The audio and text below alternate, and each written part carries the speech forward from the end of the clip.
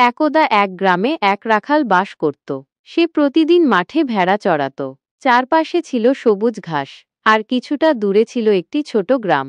একদিন রাখাল একা একা বসে ভাবতে ভাবতে দুষ্টু বুদ্ধি আঁটল। সে দৌড়ে গ্রামে গিয়ে চিৎকার করে বলল, নেকড়ে, নেকড়ে। গ্রামবাসীরা আতঙ্কিত হয়ে মাঠের দিকে ছুটে গেল। মাঠে এসে তারা দেখল কোথাও নেকড়ে নেই। রাখাল মজা করে হাসছে। গ্রামবাসীরা বুঝতে পারল যে সে তাদের সাথে মজা করেছে। রাখাল আবার একই কাজ করল, নেকড়ে নেকড়ে চিৎকার করল। গ্রামবাসীরা আবার মাঠে ছুটে গেল। রাখাল এবারও তাদের সাথে মজা করল।